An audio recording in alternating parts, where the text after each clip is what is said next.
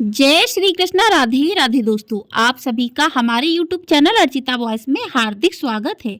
आप सभी का दिन शुभ और मंगलमय हो। आप सभी पर भगवान विष्णु की कृपा सदैव बनी रहे। आज से आप हमारे चैनल पर प्रतिदिन नियम से माघ मास महात्म्य के अध्याय सुनेंगे। तो आप सभी ने यदि चैनल को सब्सक्राइब नहीं किया है तो चैनल को सब्सक्राइब कर ले और बेल आइकन प्रेस कर दें, जिससे आपको हमारे चैनल पर जो भी वीडियो अपलोड होंगी वो समय से प्राप्त हो जाएंगी। तो चलिए आज की वीडियो में हम सुनेंगे माघ मास महात्म्य का अध्याय 1। प्रेम से बोलिए जय श्री कृष्णा। राधे राधे। जिनकी आकृति अत्यंत शांत है, जो शेषनाग की शैया पर शयन किए हुए हैं, जिनकी नाभि में कमल है, जो देवताओं के भी ईश्वर और संपूर्ण जगत के आधार हैं, जो आकाश के समान सर्वत्र व्याप है, नील मेघ के समान जिनका वर्ण है, अतिशय सुंदर जिनके संपूर्ण अंग हैं, जो योगियों द्वारा ध्यान करके प्राप्त किए जाते हैं, जो संपूर्ण लोगों के स्वामी हैं, जो जन्म मरण रूप भय का नाश करने वाले हैं, ऐसे लक्ष्मीपति कमल नेत्र भगवान श्री विष्णु को हम सब प्रणाम करते हैं। ओम नमो भगवते वासुदेवाय नमः। हिंदू कैलेंडर के अनुसार 11वां महीना माघ मास होता है। पौष पूर्णिमा के बाद इस माह का आरंभ होता है। माघ मास का शास्त्रों में भी विशेष महत्व बताया गया है। इस माह की महिमा के अनुसार आप इस महीने में जितना भी दान पुण्य करते हैं उतना लाभकारी होती है। साथ ही भगवान विष्णु की भी विशेष कृपा भक्तों को प्राप्त होती है। माघ मास में कल्पवास का विशेष महत्व है। माघ काल में संगम के तट पर निवास को कल्पवास कहते हैं। माघ मास में जहाँ कहीं भी जल हो तो ऐसा माना जाता है कि वह गंगा जल के समान पवित्र हो जाता है। जो भी माघ माह में गंगा स्नान करता है वह लक्ष्मीपति भगवान विष्णु की कृपा प्राप्त करता है। माघ माह में स्नान करने से सुख, सौभाग्य, धन, संतान और मोक्ष की प्राप्ति होती है। इस मास में शीतल जल के भीतर डुबकी लगाने वाले मनुष्य पाप मुक्त हो जाते हैं। मान्यता है कि माघ माह में देवता धरती पर आकर मनुष्य रूप धारण करते हैं और प्रयाग में स्नान करने के साथ ही दान और जप करते हैं। इसलिए प्रयाग में स्नान का खास महत्व है, क्योंकि प्रयाग में स्नान करने से सारी मनोकामनाएं पूर्ण हो जाती हैं। पद्म पुराण में माघ मास के महात्म्य का वर्णन करते हुए कहा गया है कि पूजा करने से भी भगवान श्री हरि को उतनी प्रसन्नता नहीं होती जितनी कि माघ महीने में स्नान मात्र से होती है।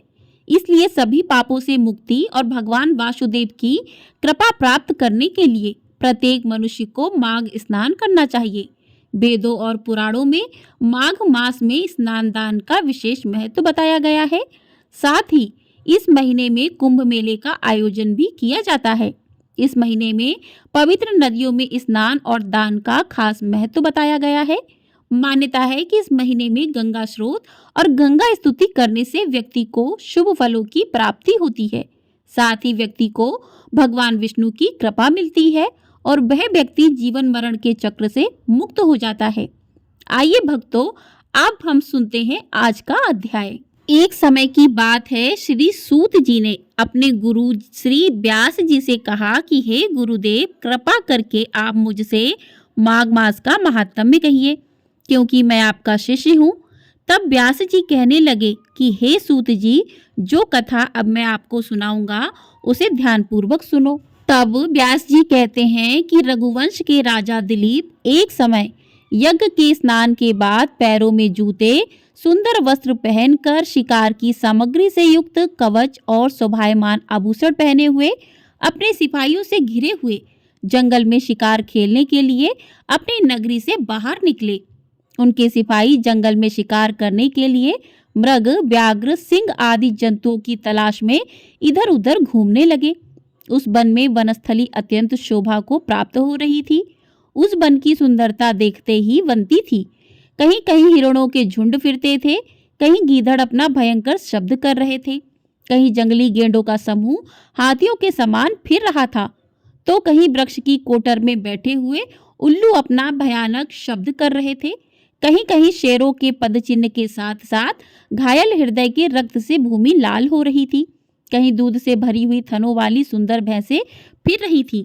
कहीं पर सुगंधित पुष्प, हरी भरी लताएं वन की शोभा को बढ़ा रही थी। उस वन में कहीं तो बड़े बड़े पेड़ खड़े थे, तो कहीं उन बड़े बड़े पेड़ों पर बड़े बड़े विशालकाय अजगर और उनकी केचुलियां भी पड़ी हुई थीं। उसी समय राजा के सिपाहियों के बाजों की आवाज सुनकर एक मृग वन में से निकलकर इधर उधर भागने लगा और बड़ी बड़ी चौकड़ियां भरता हुआ आगे बढ़ने लगा।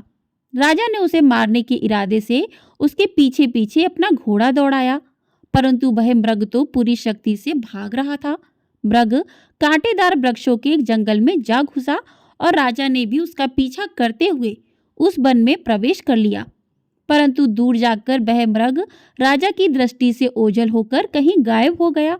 अब राजा निर्जन वन में अपने सैनिकों सहित प्यास के मारे अति दुखी हो गया, क्योंकि उस मृग के पीछे भागते भागते काफी समय हो गया था।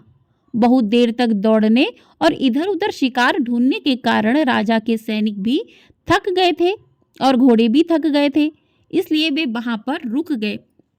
थोड़ी ही देर बाद राजा ने एक बड़ा भारी सुंदर सरोवर देखा, जिसके किनारों पर सुंदर घने वृक्ष लगे हुए थे। उस सरोवर का जल शांत, बिल्कुल एकदम सज्जनों के हृदय के समान स्वच्छ और पवित्र दिख रहा था।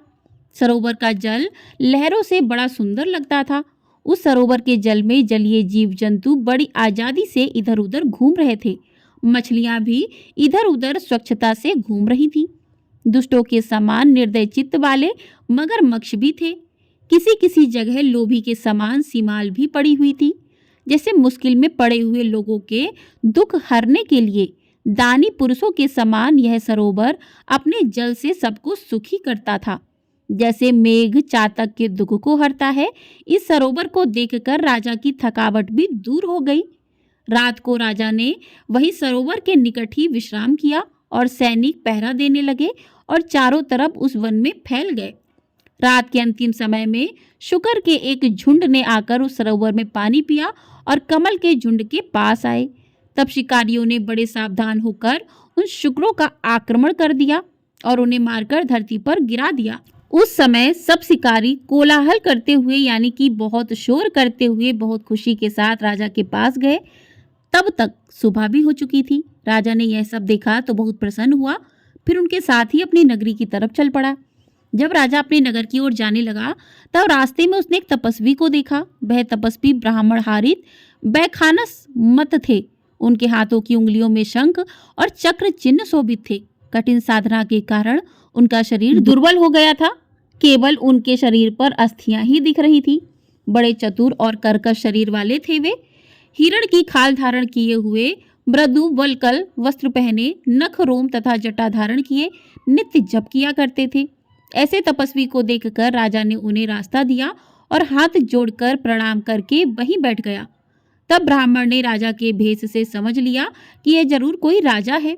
तब राजा ने परोपकार की इच्छा से कल्याण के बारे में कहा कि हे राजन, इस पुण्य पवित्र काल में कहाँ जाते हो? माघ के महीने में तुम प्रातःकाल सरोवर का स्नान किस कारण छोड़ रहे हो? प्रिय श्रोताओं, जब राजा दिलीप ने तपस्वी से माघ मास महात्म्य के बारे में पूछा, तब राजा के वचनों को सुनकर तपस्वी कहने लगा कि हे राजन, भगवान सूर्य बहुत शीघ्र उदय होने वाले हैं, इसलिए यह समय हमारे लिए स्नान का है, कथा का नहीं। इसलिए आप स्नान करके अपने घर को जाइए और अपने गुरु श्री वशिष्ठ जी से इस महात्म्य को सुनिए। इतना कहकर तपस्वी सरोवर में स्नान करने के लिए चले गए और राजा भी विधि पूर्वक सरोवर में स्नान करके अपने राज्य को वापस लौटा और अपनी रानी को तपस्वी के बारे में सब कुछ बता दिया। इस प्रकार सूत जी व्यास जी से पूछने लगे कि हे गुरुदेव, कृपया यह भी बताइए कि राजा दिलीप ने अपने गुरु वशिष्ठ जी से क्या प्रश्न किया और उन्होंने इसका क्या उत्तर दिया, वो सब कुछ कृपा करके कहिए। तब व्यास जी कहने लगे कि हे सूत जी, राजा दिलीप ने रात को सुख से सोकर प्रातः समय ही अपने गुरु वशिष्ठ जी के पास जाकर उनके चरणों को छूकर उन्हें प्रणाम किया। तत्पश्चात तपस्वी के बताए हुए प्रश्नों को बड़ी विनम्रता से पूछा कि हे गुरुजी महाराज, आपने आचार, दंड नीति, राजधर्म और चारों वर्णों की चारों आश्रमों की क्रियाओं, दान और उनके विधान, यज्ञ और उनकी विधियां, व्रत, उनकी प्रतिष्ठा तथा भगवान विष्णु की आराधना अनेक प्रकार से तथा विस्तार पूर्वक मुझे बतलाई है। अब आपसे माघ मास के स्नान के महात्म्य को भी सुनना चाहता हूँ। सो हे तपोवन, नियम पूर्वक कृपा इसकी विधि समझाइए। तब गुरु वशिष्ठ जी कहने लगे कि हे राजन, तुमने दोनों लोगों के कल्याणकारी, वनवासी तथा गृहस्थियों के अंतःकरण को पवित्र करने वाले माघ मास के स्नान का बहुत ही सुंदर प्रश्न पूछा है। हे राजन, मैं तुम्हें माघ स्नान का फल सुनाता हूँ, ध्यान पूर्वक सुनो। जो लोग होम, यज्ञ तथा इष्ट पुत्र कर्मों के बिना ही उत्तम गति प्राप्त करना चाहते हो, वे माघ में प्रातःकाल बाहर के जल में स्नान करें। मकर राशि के सूर्य के आने पर माघ में स्नान का फल गौ, भूमि, तिल, वस्त्र, स्वर्ण, अन्न, घोड़ा आदि दानों तथा चंद्रायण और ब्रह्मकर्च व्रत आदि से भी कई ज्यादा पुण्य देने वाला होता है। वैशाख मास में जल और अन्न का दान उत्तम माना जाता है। कार्तिक मास में तपस्या और पूजा की प्रधानता है और माघ मास में जप, होम और दान, ये तीनों ही बातें विशेष होती हैं। जिन लोगों ने, हे राजन, माघ मास में प्रातःकाल स्नान, नाना प्रकार का दान और भगवान श्री हरि के स्रोत का पाठ किया हो, वे ही दिव्य धाम में आनंद पूर्वक निवास करते हैं। अपनी किसी प्रिय वस्तु के त्याग और नियमों के पालन से माघ साधा धर्म का साधक होता है और अधर्म की जड़ों को काट देता है। माघ मास में स्नान करने वाला पुरुष राजा और मुक्ति के मार्ग को जानने वाला होता है। दिव्य दृष्टि वाले महात्माओं ने कहा है कि जो मनुष्य माघ मास में सकाम या भगवान के निमित्त नियम पूर्वक माघ मास में स्नान करता है, वह अनंत फल देने वाला होता है। उसके शरीर की बुद्धि, प्रीति, ऐश्वर्य और चारों प्रकार के फलों की प्राप्ति भी हो जाती है। अदिति ने 12 वर्ष तक मकर संक्रांति में अन्न त्याग कर स्नान किया था, जिससे तीनों लोकों को उज्जवल करने वाले 12 पुत्र उत्पन्न हुए। माघ मास में स्नान करने से ही रोहिणी, सुभागा, अरुंधति दानशीलता हुई और इंद्राणी के समान रूपवती होकर प्रसिद्ध हो गई। जो भक्त माघ मास में स्नान करते हैं तथा देवताओं के पूजन में लगातार तत्पर रहते हैं, उन्हें सुंदर स्थान, हाथी और घोड़ों की सवारी तथा दान के लिए द्रव्य प्राप्त होता है। अतिथियों से उनका घर सदा भरा रहता है और उनके घर में सदा वेद ध्वनि होती रहती है। वह मनुष्य धन्य है जो माघ मास में स्नान करते हैं, दान देते हैं तथा व्रत और नियमों का पालन करते हैं। अन्य पुण्यों से स्वर्ग में गए हुए मनुष्य पुण्य समाप्त होने पर वहां से लौट आते हैं, किंतु माघ स्नान करने वाले मनुष्य कभी वहां से लौटकर नहीं आते। अर्थात यहाँ पर कहने का तात्पर्य है कि मृत्यु के पश्चात बार बार उन्हें जीवन मरण के बंधन में नहीं बंधना पड़ता है। इससे बढ़कर कोई नियम, तप, दान पवित्र और पापनाशक नहीं है। इससे बढ़कर कोई और तप या इससे बढ़कर कोई और महत्वपूर्ण साधन नहीं है। यही परम हितकारी और तत्काल पापों का नाश करने वाला है। एक समय महर्षि भृगु ने मणि पर्वत पर विद्याधर से कहा था, जो मनुष्य माघ मास के महीने में, जब उषा काल की लालिमा बहुत अधिक होती है, गांव से बाहर नदी या पोखर में नित्य स्नान करता है, वह पिता और माता के कुल की 7 पीढ़ियों का उद्धार करके स्वयं देवताओं के समान शरीर धारण कर स्वर्ग लोक में चला जाता है। यह सब सुनकर राजा दिलीप ने पूछा कि हे गुरुजी, कृपया करके बताइए कि ब्रह्म ऋषि भृगु जी ने किस समय मणि पर्वत पर विद्याधर को धर्म का उपदेश किया था। ये सब सुनने की भी मेरी बड़ी इच्छा है। इस पर गुरुजी बोले कि हे राजन, प्राचीन काल में एक समय 12 वर्षों तक वर्षा नहीं हुई। इससे प्रजा त्राही त्राही करती हुई दशों दिशाओं में चली गई। लोग भूखों मरने लगे। उस समय हिमालय और विंध्य पर्वत के बीच का प्रदेश खाली हो गया। यज्ञ, हवन, जप और वेद अध्ययन आदि सब बंद हो गए। समस्त लोगों में उपद्रव होने लगा। धर्म का तो लोप ही हो गया। चारों तरफ अधर्म का बोलबाला हो गया। धरती पर फल, फूल, अन्न और पानी की बिल्कुल कमी हो गई थी। उस समय नर्मदा नदी के तट पर महर्षि भृगु जी का आश्रम था। वे अपने आश्रम से अपने शिष्यों सहित निकलकर हिमालय पर्वत की शरण में गए। वह कैलाशगिरी पश्चिम में मणिकूट नाम का पर्वत था, जो सोने और रत्नों का बना हुआ था। उस परम रमणीय श्रेष्ठ पर्वत को देखकर अकाल पीड़ित महर्षि का मन बड़ा प्रसन्न हुआ और उन्होंने वहीं पर अपना आश्रम बना डाला। इस पर्वत की चोटी नीली और नीचे का सारा हिस्सा सुनहरा होने के कारण सारा पर्वत पीतांबरधारी श्री भगवान के जैसा लगता था। पर्वत के बीच का भाग नीला और बीच बीच में कहीं सफेद स्फटिक होने से तारों से युक्त आसमान जैसी शोभा को प्राप्त होता था। रात के समय वह पर्वत दीपकों की तरह चमकती हुई दिव्य औषधियों से पूरित किसी महल की शोभा को प्राप्त होता था। वह पर्वत शिखाओं पर बांसुरी बजाती और सुंदर गीत गाती तथा किन्नरों तथा केले के पत्तों की पताकाओं से अत्यंत शोभा को प्राप्त हो रहा था। यह पर्वत नीलम, पन्ना, पुखराज तथा इसकी चोटी से निकलती हुई रंग बिरंगी किरणों से इंद्रधनुष के समान प्रतीत होता था। स्वर्ण आदि सभी धातुओं से तथा चमकते हुए रत्नों से चारों ओर फैली हुई अग्नि ज्वाला के समान शोभायमान था। गुरु वशिष्ठ जी के सामने राजा दिलीप हाथ जोड़कर प्रणाम करने के बाद कहने लगे कि हे महाराज, यह पर्वत कितना ऊंचा और कितना लंबा चौड़ा है। तब वशिष्ठ जी कहने लगे कि हे राजन, यह 36 योजन अर्थात 1 योजन 4 कोस का होता है। ऊंचा पहाड़ चोटी में 10 योजन चौड़ा, नीचे 16 योजन चौड़ा है, जो हरी, चंदन, आम, मदार, देवदार और अर्जुन के वृक्षों से सुशोभित हो रहा है।